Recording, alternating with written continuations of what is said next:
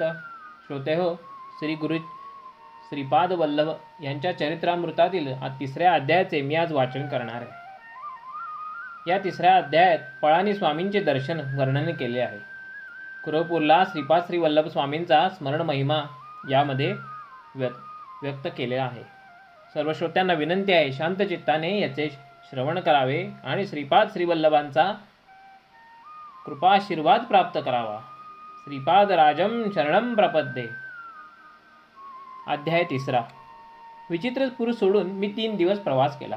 मार्गात अन्न पाण्याची व्यवस्था ईश्वर कृपेने होत होती. 4थ्या दिवशी अग्रहारपूरला पोहोचलो.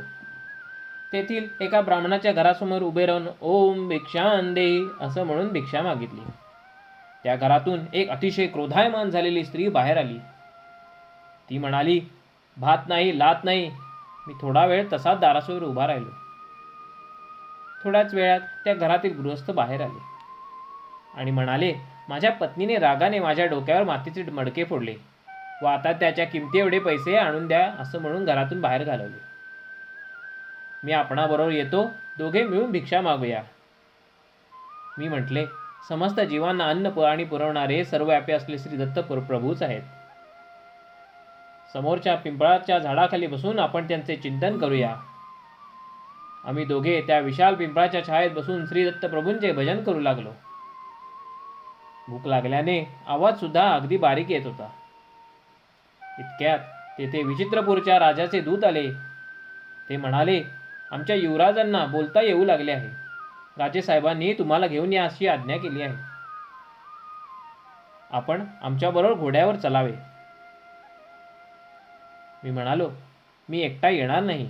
माझ्याबरोबर माझ्या या मित्रास घेऊन देत असल्यास तरच मी येईन.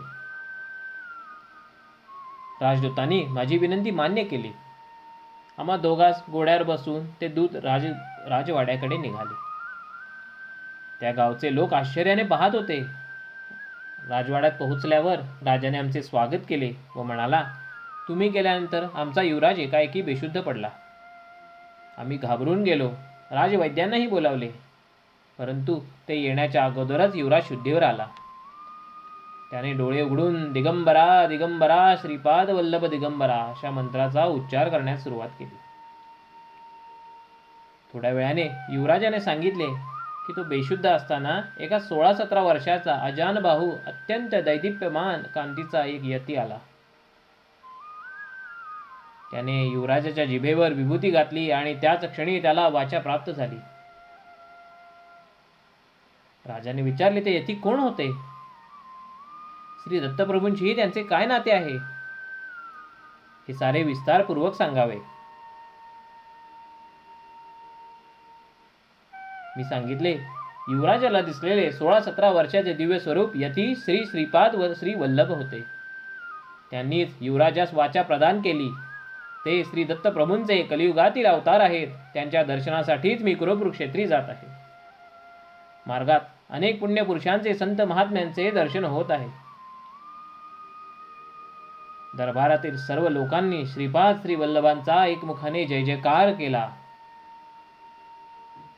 राजाने व मला माझ्यावर असलेल्या त्या गृहस्थास सुवर्ण मुद्रा दान केल्या. त्या घेऊन आम्ही निघालो. राजाचे राजगुरूने म्हटले, आपणामुळे आमचा ज्ञानोदय झाला व दत्त महिमा कळवला. आम्ही आतापर्यंत वैष्णव शैव या भेदातच प्रापंच करत होतो. आपणच आम्हास खरा मार्ग दाखविला. आमच्याबरोबर माधव नमुंद्री नावाचा एक ब्राह्मण सुद्धा कुरवपुरास श्री स्वामींच्या दर्शनास निघाला. आम्ही तिघे विचित्रपूर सोडून अग्रहापूरला आलो.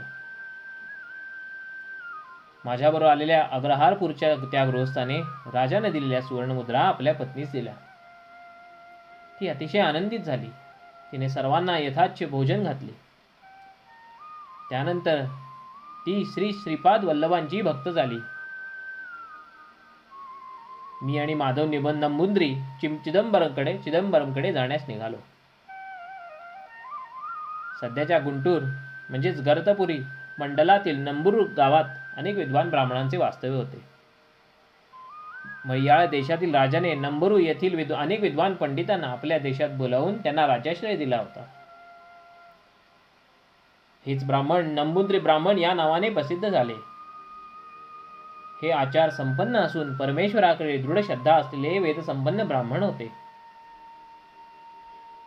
परंतु माझ्याबरोबर असलेला माधव नंबूद्री लहानपणीच माता पित्याच्या छत्राला मुकला असल्याने निरक्षर होता.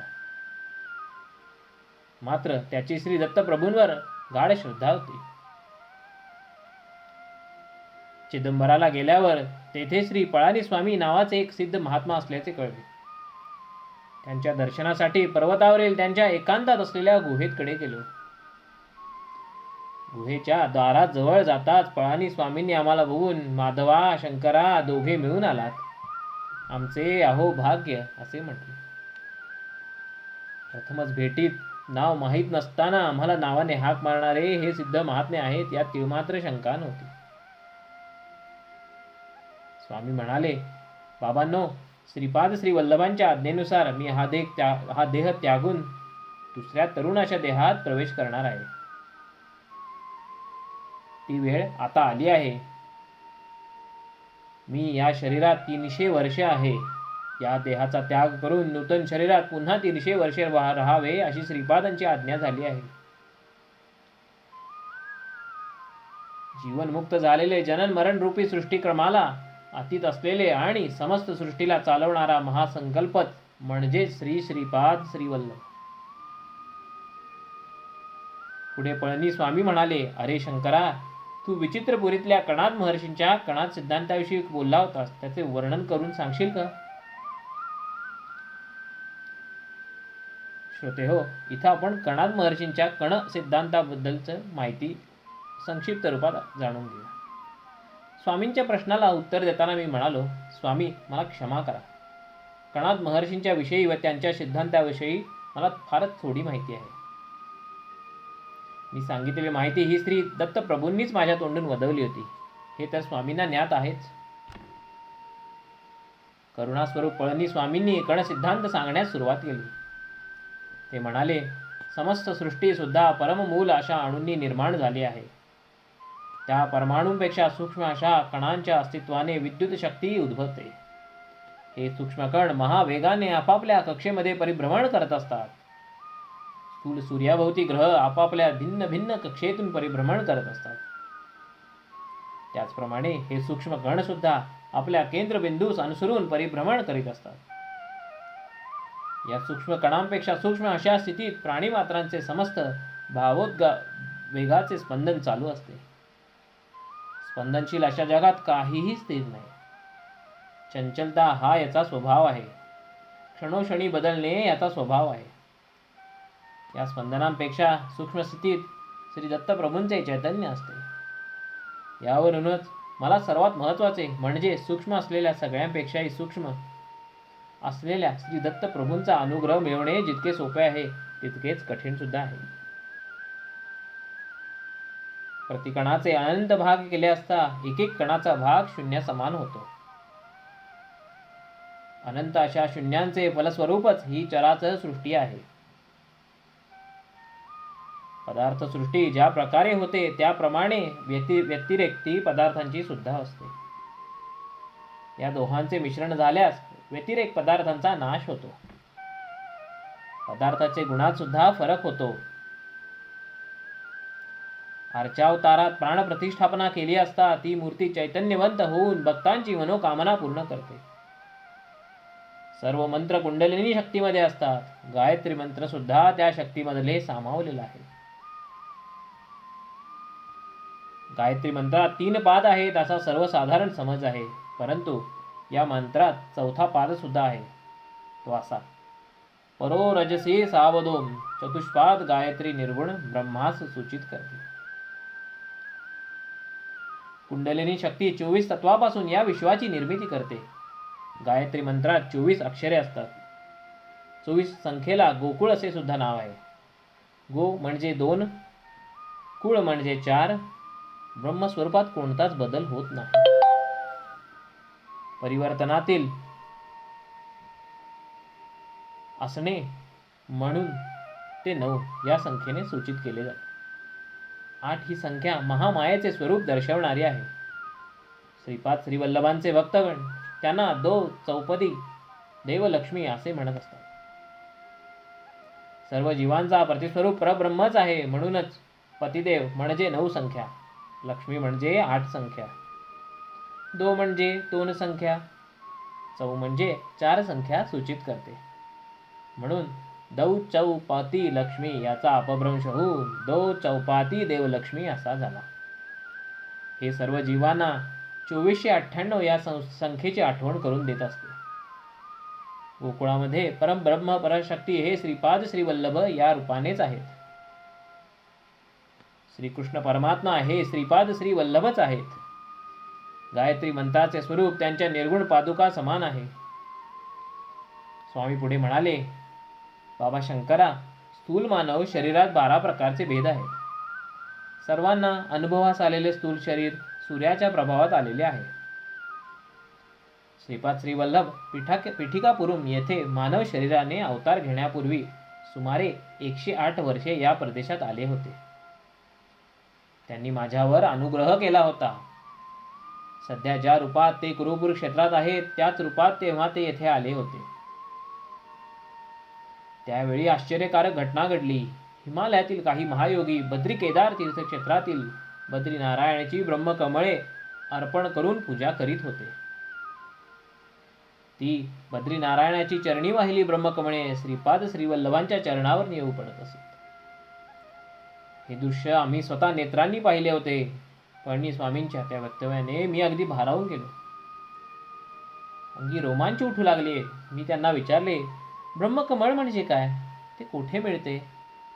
त्या फुलांनी पूजा केली असता श्री दत्तप्रभू संतुष्ट होतात असं तो आपल्या सांगण्यावरून कळाले.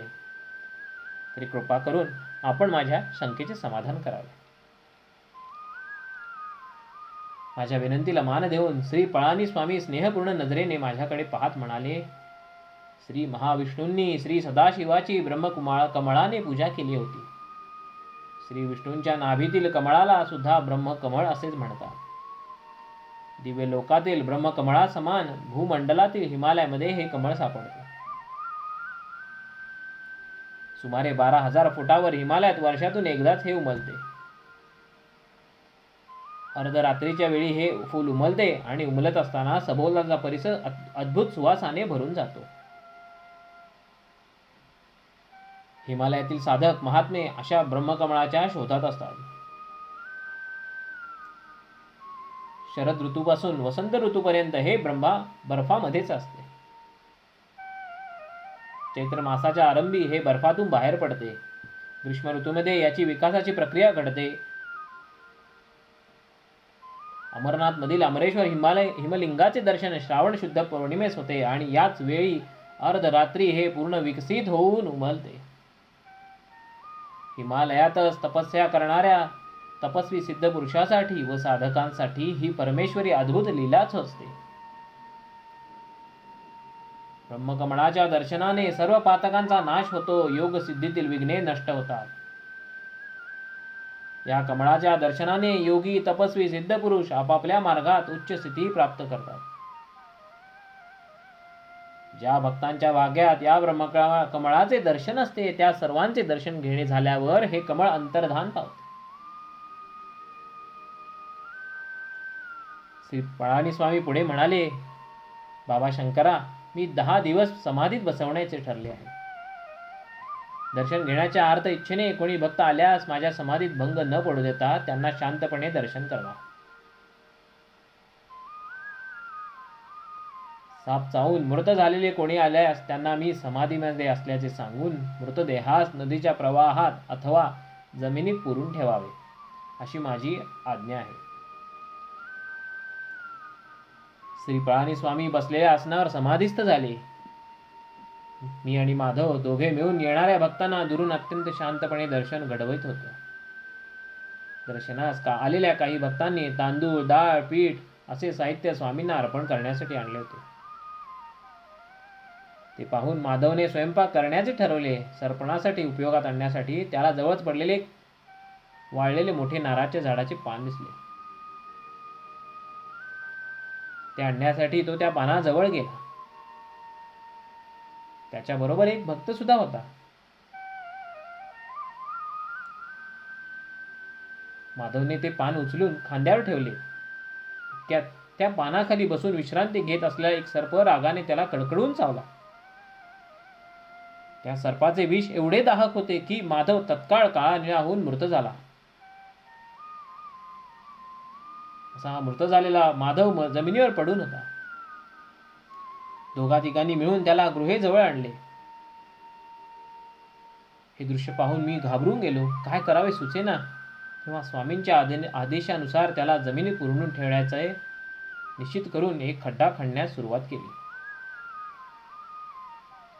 इतर भक्तांनी मला मदत केली. त्या खड्ड्यात तो मृतदेह ठेवून मी आलो. तेवढ्यात तेथील गावातील काही लोक एका 17-18 वर्षाच्या सर्पदंशाने मृत झालेल्या मुलास घेऊन आले. प्रथम माधवची दुर्घटना, नंतर ही दुसरी दुर्घटना बघून मला रडू आवरेनासे झाले. मी कसंबसं त्यांना स्वामींची आज्ञा सांगितली. गावातील लोकांनी गुहेजवळच अजून एक खड्डा खणून त्या मुलास झोपवले. रोज स्वामींच्या दर्शनाला 3-4 लोक येत असत. त्यांना मी दर्शन घडवून आणीत असे.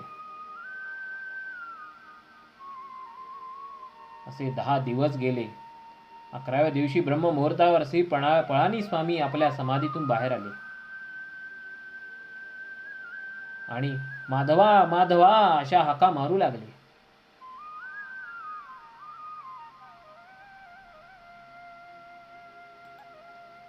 मी रडत रडत झालेली घटना त्यांना सांगितली. स्वामींनी मला समजावले.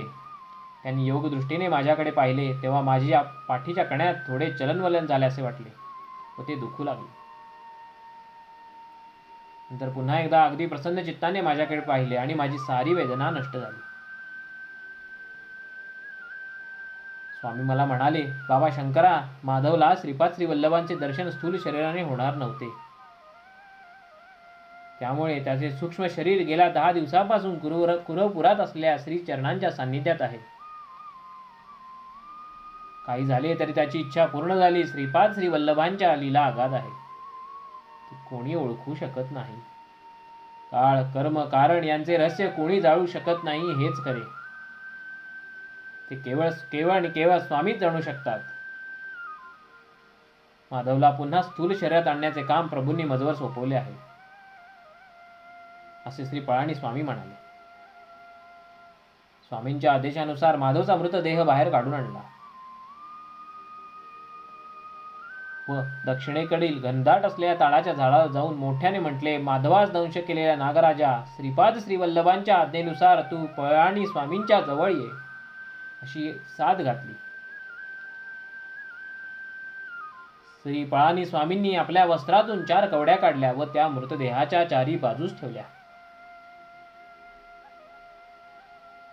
थोड्याच वेळात त्या कवड्या उंच उडाल्या व आकाशात 4ही दिशांनी गेल्या. 5-10 मिनिटातच उत्तरेकडून एक साप आला. स्वामींच्या या 4 कवड्या त्याच्या फण्यात रुतून बसल्या होत्या. त्यामुळे तो त्रस्त होऊन फुसफुस असा ध्वनी करत होता. स्वामींनी माधवाच्या शरीरातील विष काढून घेण्यास सांगितले. सर्पदंश ज्या ठिकाणी झाला होता तेथूनच त्याने सर्व विष काढून घेतले. श्री पळानी स्वामींनी श्रीपाद श्रीवल्लभांना मनोमन नमस्कार केला व त्या सर्पावर मंत्रोदक शिंपडले. तो सर्प स्वामींच्या पदकमलांना स्पर्श करून व त्यांना 3 प्रदक्षिणा घालून निघून गेला.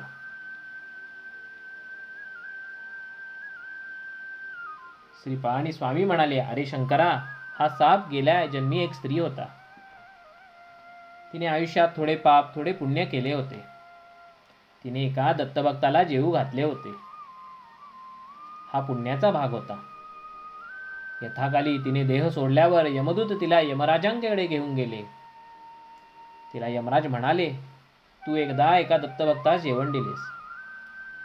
त्याचे विशेष पुण्य तुला लाभले आहे. तुला पाप प्रथम भोगायचे आहे का पुण्यफल? ती स्त्री म्हणाली, थोडे आहे ते मी प्रथम भोगते. त्याप्रमाणे तिला पाप योनीत सर्पाच्या योनीत जन्म मिळाला. ची वृत्ती सर्वांना हानी करण्याची असल्याने वाटेत जो कोणी आडवा येईल त्याला ती चावत सुटली. ती स्त्री मानव जन्मात रजोगुणी असल्याने तिच्या केवळ जवळ गेलेल्या माधवास तिने दंश केला होता. तिच्या पूर्वपुण्याईनेच माधवानं तिने दंश केला होता.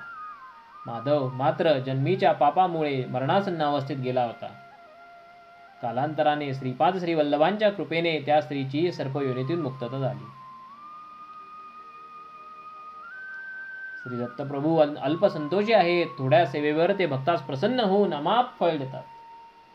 श्री दत्तांच्या नावाने कोणीही व्यक्तीस अन्नदान केल्यास जर ती व्यक्ती योग्य असल्यास त्या अन्नदानाचे विशेष फळ लाभते. अन्नाच्या थोड्या भागाने मन बनते. अन्नदात्याचे मन, बुद्धी, चिंत, अहंकार, शरीर मंगल स्पंदनाने भरून जाते. यामुळे त्याच्यात लोकांना आपणाकडे आकृष्ट करण्याची शक्ती उत्पन्न होते. पुढे पळाणी स्वामी म्हणाले, इच्छित वस्तूची समृद्धी म्हणजेच लक्ष्मीचा कृपा कटाक्ष. ही सृष्टी सगळीच सूक्ष्म स्पंदनाने, सूक्ष्म नियमांनी चालत असते. श्रीपाद श्रीवल्लभांचे नामस्मरण लक्ष्मी, धन, ऐश्वर्य, समाधान प्रदान करणारे आहे. त्यांच्या अनुगृहितांच्या भाग्याचे काय वर्णन करावे. श्रीचरणांच्या अनुग्रहानेच 10 दिवस जमिनीत पुरलेल्या माधवास शरीरास काहीही झाले नाही. त्याला प्राणदान करणाऱ्या श्रीपाद श्रीवल्लभांची करुणा, दया, भक्तप्रेम हे शब्दांनी वर्णन करता येण्यासारखे नाही. माधवामध्ये चैतन्य येऊ लागले. त्याने तहान लागल्यामुळे पाणी मागितले.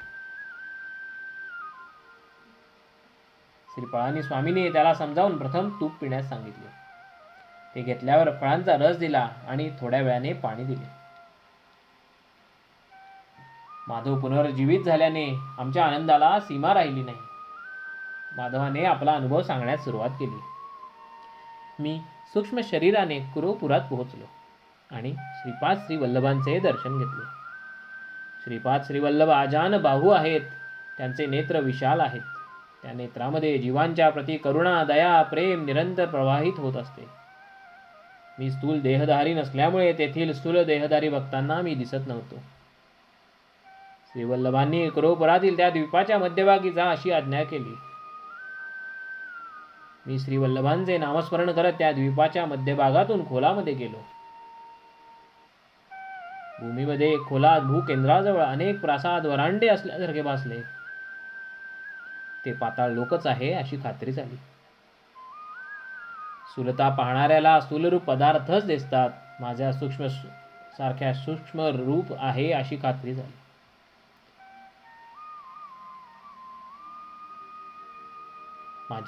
माझ्यासारख्या सूक्ष्मरूप धारित शरीराला सूक्ष्मरूप असलेले लोक दिसले. तेथे असणारे लोक नाग जातीचे असून कामरूप धारण केलेले होते. त्यांना इच्छा असलेले रूप धारण करण्याची शक्ती होती. त्यांना साधारणतः नागरूपातच संचार करणे आवडे.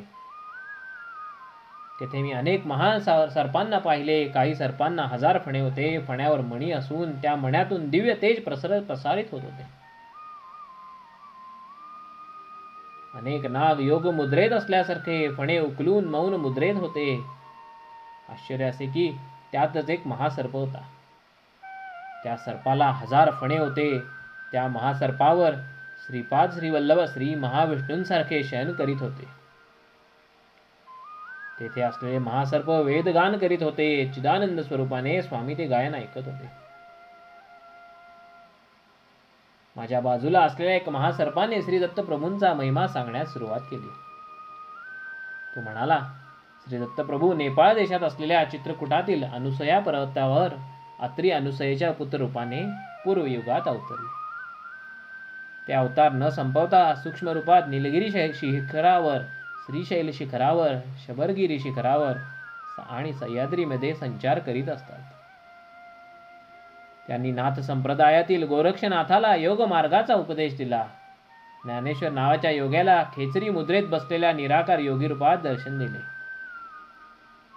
श्री दत्तप्रभू देश काळाहूनही अतीत आहेत. श्री प्रभूंच्या सान्निध्यात आम्हाला भूत, भविष्य, वर्तमान हे वेगवेगळे दिसत नाहीत. सगळे नित्य वर्तमानच असते. तो महासर्प पुढे म्हणाला, बाबा माधवा, आम्हाला कालनाग ऋषीश्वर म्हणतात. श्री दत्ताने हजारो वर्षे राज्याचे परिपालन केल्यानंतर त्यांनी त्यांच्या रूपास गुप्त ठेवण्याचा विचार केला. ते काही वर्ष नदीमध्ये अदृश्य राहिले. त्यानंतर ते पाण्यावर आले. आम्ही अनुचर परंतु आमच्या बरोबर येतील म्हणून तेथेच वाट पाहत होतो, परंतु ते आमच्यापासून लपण्याचा प्रयत्न करीत होते. ते आम्हाला माहीत होते. ते परत जलसमाधीत जाऊन थोड्या कालांतराने वर आले. यावेळेस मात्र त्यांच्या हातात मधुपात्र होते. दुसऱ्या हातात 16 वर्षांची सुंदर कन्या होती. मधुपान करून सदैव गुंगीत असणाऱ्या आणि स्त्रीच्या दास्यात असलेल्या व्यक्तीस आपण आत्ताप्रमाणे भ्रमाने आपले दैवत मानले होते. या विचाराने आम्ही तेथून परतलो. त्याच वेळी ते दोघेही अदृश्य झाले. ते अदृश्य झाल्यावरच आम्हाला ज्ञानोदय झाला. त्यांच्या हातातील मधुपात्र हे योगानंद स्वरूप असलेले अमृत आणि ती सुंदर स्त्री शक्ती रूपिणी अनघालक्ष्मी देवी आहे याचे आम्हाला स्मरण झाले. पुनरुपी त्यांनी भूमीवर अवतार घ्यावा यासाठी आम्ही घोर तपश्चर्या केली. आमच्या तपश्चर्येचे फलस्वरूप श्री दत्तात्रेयांनी पिठिकापुरात श्रीपाद श्रीवल्लभ या नावाने अवतार घेतला. श्री दत्तात्रेय प्रभू त्या दिवशी ज्या जागेत स्नानासाठी उतरले होते तीच जागा म्हणजेच हे आजचे परमपवित्र कुरोपूर आहे. ते जलसमाधीमध्ये असताना आम्ही सुद्धा आमच्या सूक्ष्म स्पंदनाने या सूक्ष्म लोकात योग समाधीमध्ये होतो. कौरवांचा आणि पांडवांचा मूळ पुरुष कुरु महाराजाला ज्ञानोपदेश झालेले कुरोपूरच हे पवित्र स्थळ आहे. बाबा माधवा या कुरोपुराचे महात्म्य वर्णन करण्याचे सामर्थ्य आदी शेषास सुद्धा नाही. श्रीपाद श्री वल्लभांच्या श्रीचरणांना मी अत्यंत नम्र भावाने नमस्कार केला. त्यावेळी प्रभू अत्यंत करुणापूर्वक अंतरंगाने म्हणाले, वत्सा, हे दिव्य भव्य दर्शन म्हणजेच फार मोठा अलभ्य योगच आहे. तुला बोललेले एक महासर्प येणाऱ्या शताब्दीत रामलिंगेश्वर स्वामी या रूपाने अवतरेल. ज्योतिरूपानेच अंतर्धान पावेल. तुझ्याशी बोललेला दुसरा महासर्प सदाशिव ब्रह्मेंद्र या नावाने येणाऱ्या शताब्दीत भूमीवर अवतार घेऊन अनेक लीला दाखवेल. श्री पिठिकापूर सुद्धा माझे अत्यंत पवित्र स्थान आहे. माझे अत्यंत प्रिय स्थान आहे. पिठिकापुरात मी जन्मलेल्या माझ्या मातेच्या गृहातच माझ्या पादुकांची प्राण प्रतिष्ठापना होईल. माझा जन्म कर्म अत्यंत दिव्य आहे. ते एक गोपनीय रहस्य आहे. तू श्री पिठिकापुरातील माझ्या पादुका प्रतिष्ठा स्थळापासून पाताळात जाऊन तेथील तपोनिष्ठ असलेल्या कालनागांची भेट घेऊन ये. श्री पळानी स्वामी मंद हास्याने म्हणाले, बाबा माधवा, पिठिकापुरातील कालनागांविषयी चर्चा नंतर करू. आपण सत्वरच स्नानाची पूर्तता करून ध्यानास बसावे अशी श्रीपाद वल्लभांची आज्ञा आहे. श्रीपाद श्री वल्लभांचा जय जयकार असो. श्रीपाद श्री वल्लभांचा जय जयकार असो.